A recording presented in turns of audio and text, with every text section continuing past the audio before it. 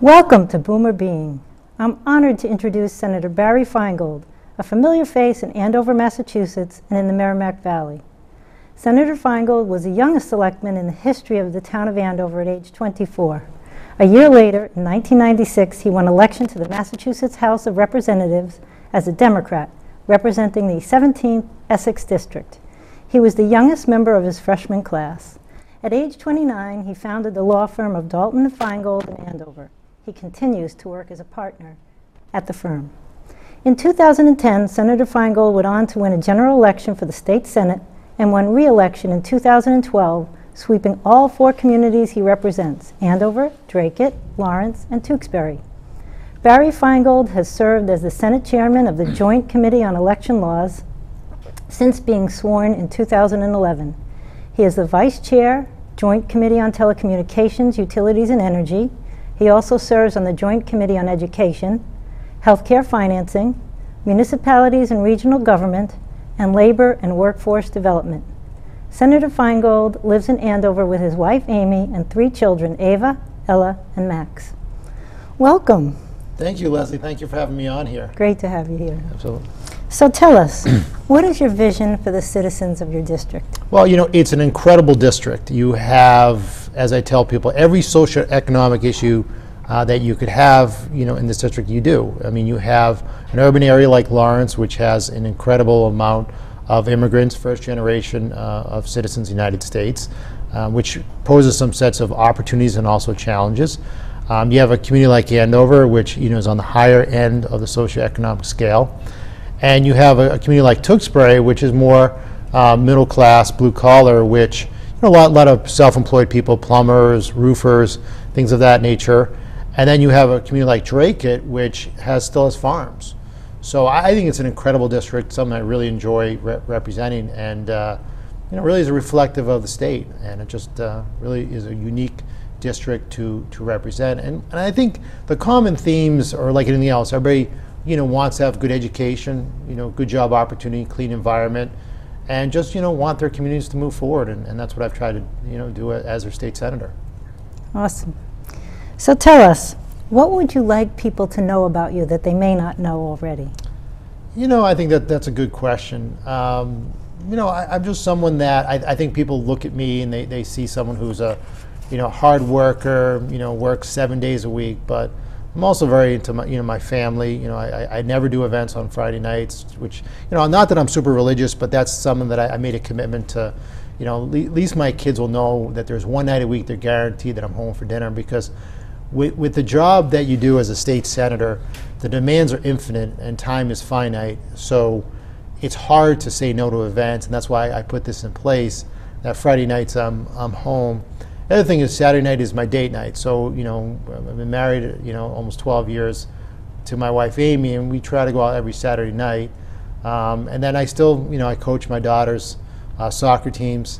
So, you know, family, that's a real important thing. I think people just see the person that owns property in town, the state senator, the lawyer, but there's also another side of me a lot of people don't see, and I think that's probably the most important thing that I do is, you know, being a good father, being a good husband, and you know, I'm blessed to have 3 incredible children and a great wife.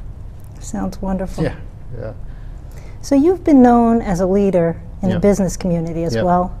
Can you elaborate on that for our viewers? Yeah, I mean, so, you know, locally, you know, myself and Bill Dalton, we started a law firm, I don't know, 13 years ago now, and you know, it's something that I've really, you know, enjoyed doing. As I tell people, I'm someone that, you know, obviously in the public sector, but I've been a business person that understands what it's like to make a payroll, what it's like to, you know, have health insurance, to pay health insurance, you know, to have workman's, you know, comp, and I think that's really helped me as a legislator.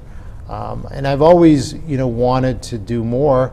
And as I tell people, you know, when I was a kid growing up, 2 things I liked to do was argue at the dinner table about politics, and I love playing Monopoly. So I've been able to, so far, do that in my career, and something I really enjoy doing. But you know, Andover is a very, very good community. We're very fortunate to have the business community that we do, and you know, I've just really enjoyed being a part of that. And it's also been nice with my wife Amy. You know, she's a small business owner, you know, owns Dress Code in town, and it's been great for her as well. So we're blessed. We're very fortunate. to be in this community, and frankly, people have been very good to us. Awesome. In the legislature, you've been known to vote in a bipartisan manner, even when it's not politically, you know, the best in your best interest. What do you think about what's going on right now in Washington, and how could they benefit? Yeah, I mean, I think it's frustrating what's going on in Washington right now, and that when the founding fathers, you know, set up our government, they talked about things being deliberate and steadfast. You know, they didn't want to have what was happening in England, where you had a king and a monarch and really, frankly, a dictatorship. And when you have three branches of government, you know, the judicial, you know, the executive, and the legislature, it's hard, and it's meant for no one group to have power. At the same time, when you have political parties, you know, it is competition, and it can be divisive. But everybody needs to know that, you know, in the end of the day, you're put in there to get things done, and you don't choose the people you get to work with. The people choose that. And I think they all need to do a better job of working, you know, with each other. And, you know, when I get done with a bill in the legislature, if I get 20 to 30% of what I want, you know, that's a great thing. I mean, I think the example of a great bill is when everybody walks out a little bit happy and a little bit upset because they didn't get everything they wanted. And I think what's going on in Washington on both sides of the aisle is that everybody wants things a certain way, and if they don't get that, they don't want to, you know, play at all. And I think, you know, in the earlier days of Tip O'Neill, Ronald Reagan, you know, Bill Clinton, everybody would compromise, and I don't think compromise is a bad word. And I think that's how our founding fathers set our government up. And I think we're getting away from that, and that really concerns me. You know, in the Massachusetts Senate, I get along great with the Senate Republicans. I mean, sure, we disagree with each other on many issues, but we have more in common, believe it or not, than we have in not in common. And I think a lot of ways we're able to find a way to, you know, work together and get things done. And I wish Washington would do that as well, because there's just too many issues, and there's too many things that we need to move the country forward. I had the opportunity over the summer to visit Vietnam and Cambodia, and you realize what a great government we have until you go over, you know, to places like Vietnam and Cambodia. I mean, you know, there's still corruption. You know, you read the newspapers, and you know the government is writing those news articles. You know, the elections are not, you know, they're rigged. So we have a great government system here in the United States, and I think we all should sometimes maybe take a step back and say, you know what, it may be imperfect, but show me something better out there. And there really isn't a better government system. So I think, you know, and I'm hopeful that over time, you know, both parties will work more together. That's an excellent summary of. You mentioned Ronald Reagan and Tip O'Neill. Didn't they used to play golf together? Yeah, and I think that's part of the problem, is that, you know, the lack of relationships that people have. You know, I was very fortunate when I was in the House of Representatives. You know, you get to really know people. You know, a good friend of mine, the same classmate of mine, was just elected to become mayor of Boston. Another one was just elected to become sheriff of Middlesex County. So, you know, you really need to spend time with people, and I think sometimes, I think it was Governor Christie that had the best line, is that it's hard for people to hate one another when you're face to face. And when people are willing to spend time with each other, talk about their differences face to face, I think a lot of the, you know, you can get a lot more things accomplished. And I'd like to see American politics go back to that, and everyone to say, okay, you know, I may not get everything I want, but for the good of the country, I'm willing to compromise. Yeah. I hear you. Yeah. So tell us, what's currently your biggest challenge?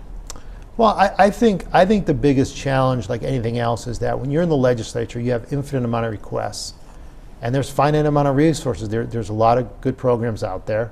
There's a lot of things you like to fund. I mean, I like to fund education more than what we're funding it right now. You know, one of the things I've done for the, you know, town of Andover is we continue to bring more money than what's been expected to the community. I'd like to even continue that, to even do more. I think there's some great things happening in town, but I'd love to see, you know, more funding to go to the high school. So I think that's one of the biggest challenges that I face right now, is that the infinite amount of requests and the finite amount of resources. Because what people don't realize, unlike the federal government, we have a balanced budget amendment. So we only can spend what we take in. We cannot borrow it. And during the tough years, the last 5 years, we had to make some very, very difficult decisions. There are a lot of programs we had to cut, and there's some good programs out there that do help people. So the challenge, like anything else, is what's your priority? How much can they move things forward? And unfortunately, sometimes you have to make some decisions that you have to get rid of some programs. Yeah. So so I think that's probably the biggest challenge that you have as a legislator, is the infinite amount of requests and the finite amount of resources. When you spend time with people that have mental disabilities, when you spend time with people in the elderly, you're hearing about the federal cutbacks right now. There are going to be people that don't have heat. I happened to go to the Patriots game last night, and I was outside for 3 hours, and I can't imagine if you didn't have heat in your house No. for an extended period of time. And with the federal cutbacks, there are going to be a lot of people that don't have heat. So those are just hard. But at the same time, the state government can't make up everything the federal government cuts. And at the same time, the federal government has to make some of these cuts, because we can't continue to have a deficit the way we do. Mm-hmm. And at least I think right now the deficit is like $600 billion.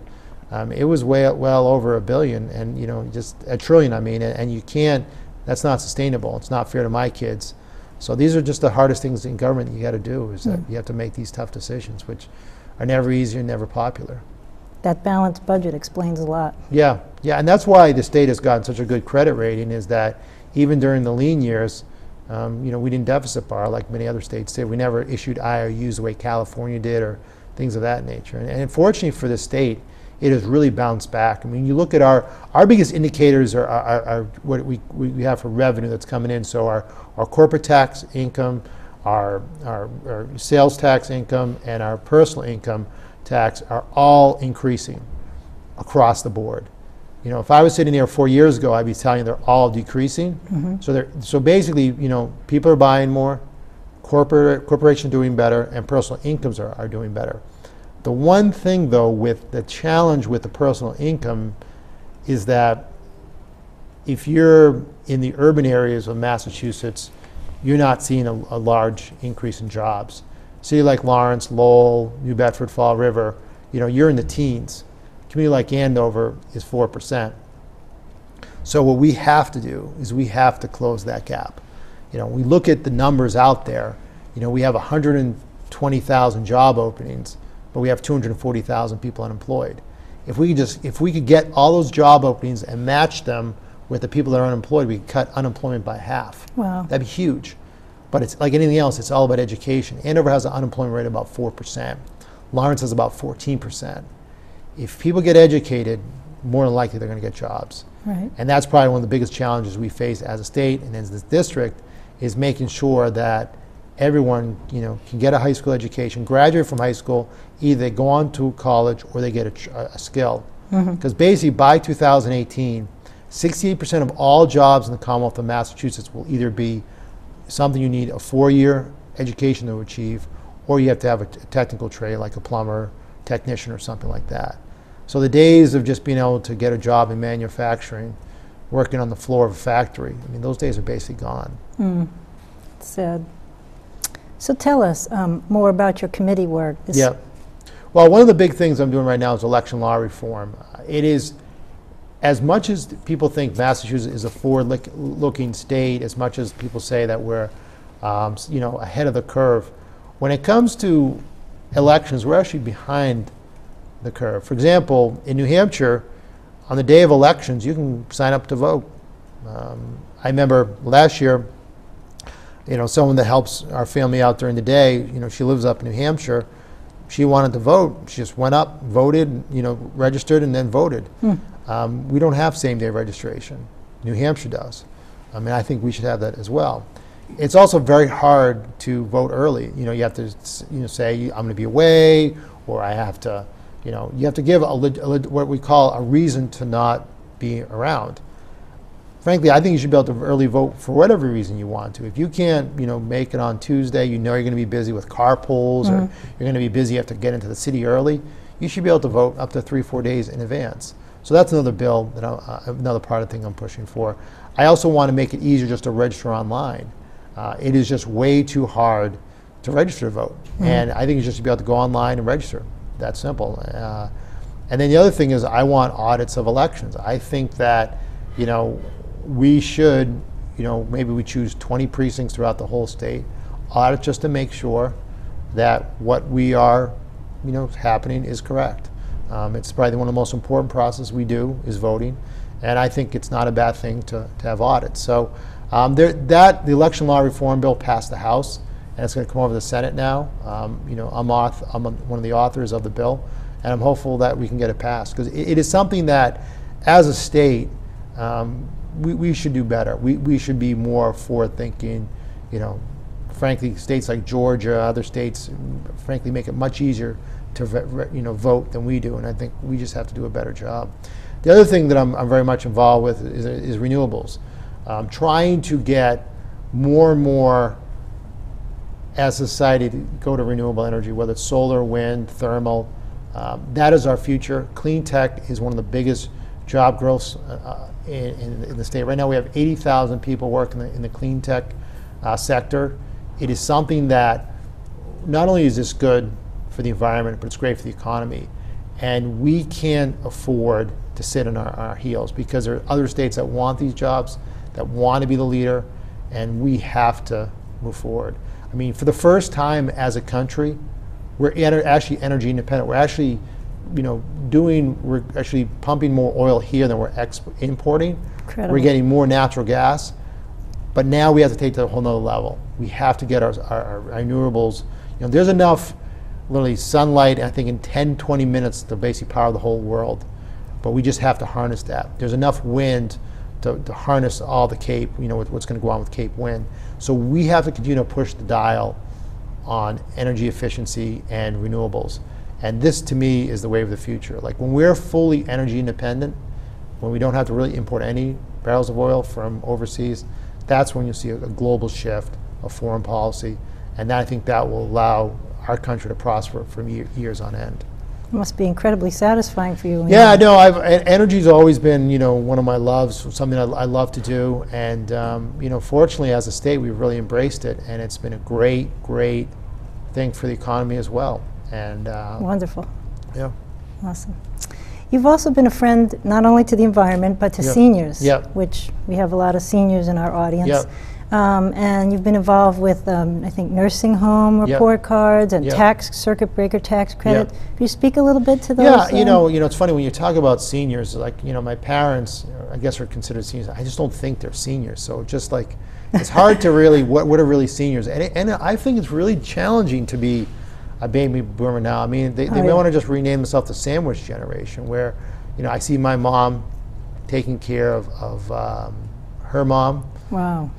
I see, and then she's busy with your grandchildren, not to worry about all of us. So it's hard. It's for people that had children in their 20s, it's amazing that there's so much responsibility that you do have on both sides.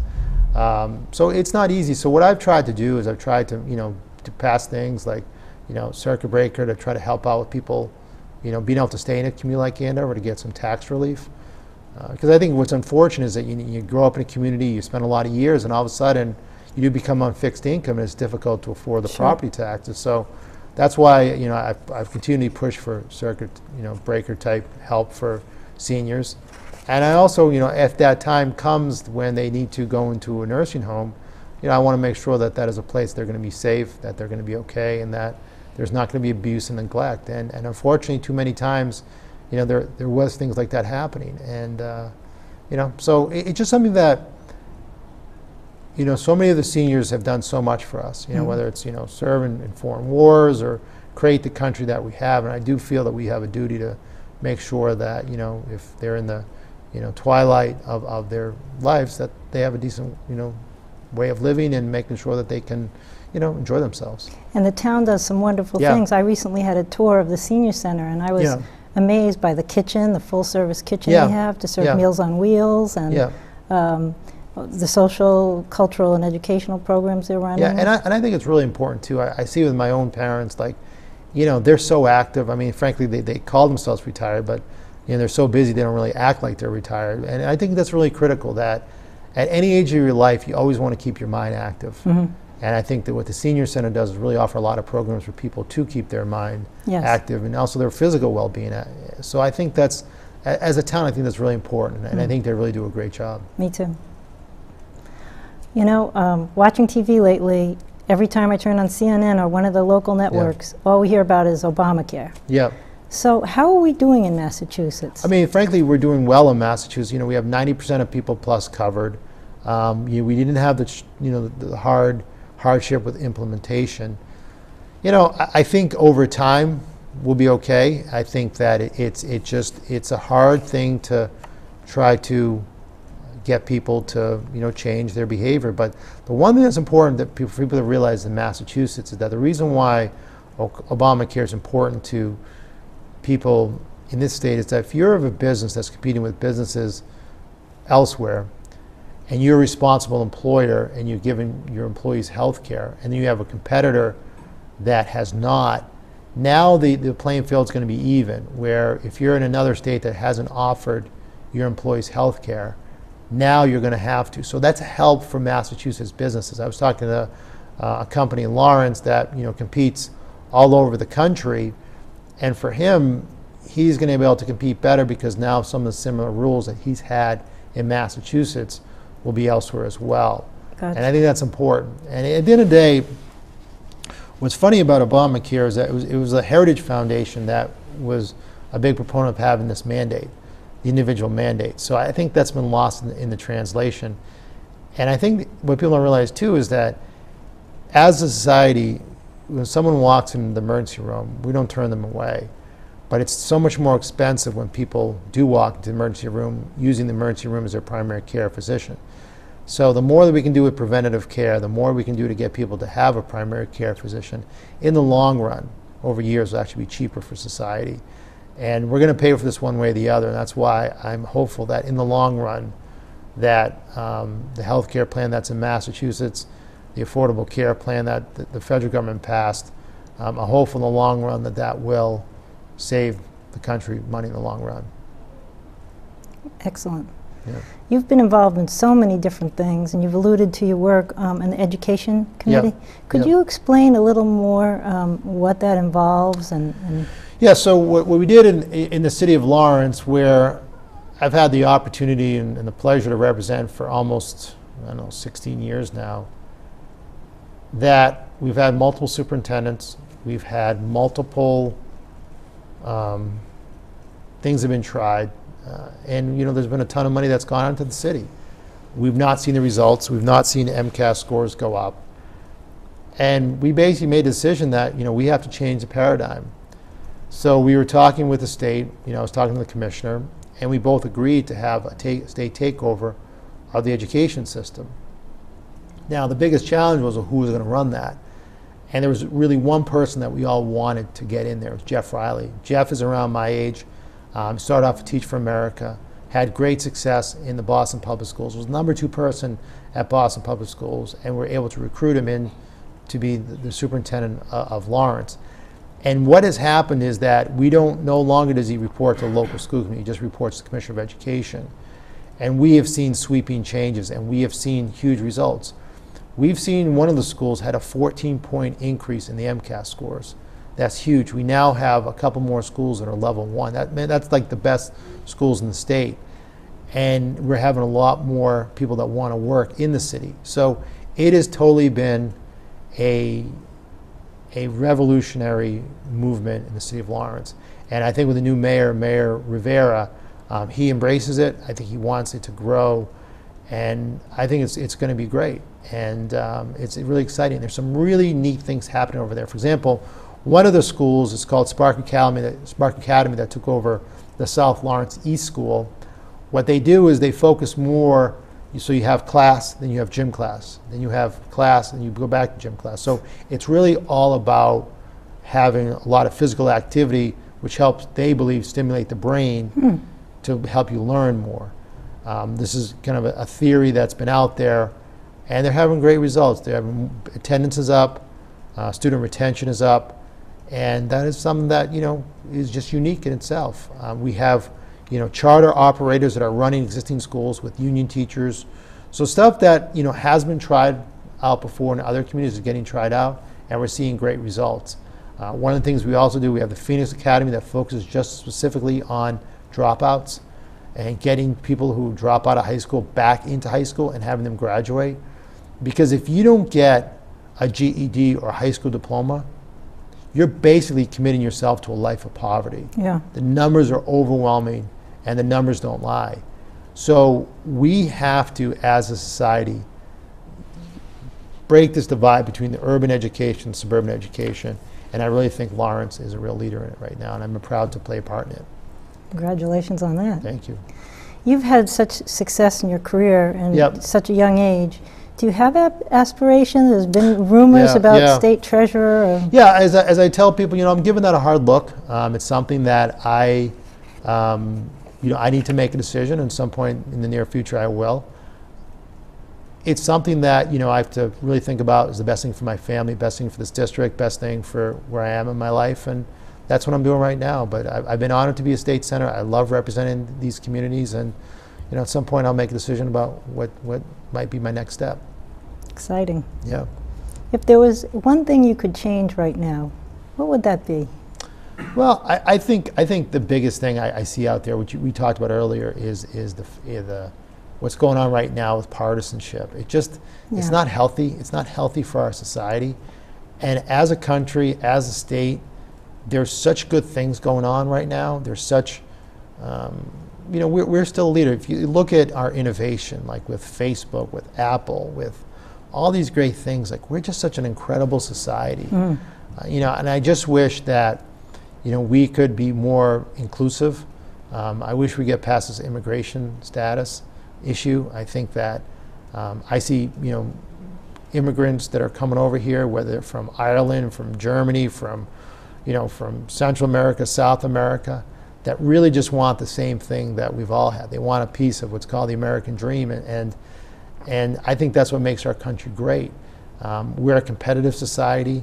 I think that's why the society loves sports so much, because they're so competitive. But that's what's made our country great, and we've always been an inclusive society. You go to New York City and you see the world there, and I think that's what makes us great. And I think that we can't get away from that. We can't get away from being an inclusive society. We can't get away from the society that works together, and focus on people's positives, not focus on the negatives. And I think too much of politics and life these days is a race to the bottom and try to inspiring people to the top. And that's what I just try to do. I try to be someone who's a builder, who's a motivator, and try to get people to work together to do great things in common good. Well, that leads me right to my last question, Sure. which is if you could just summarize for us your vision of the Massachusetts dream. Well, I think that here in Massachusetts we kind of raise the bar a little bit.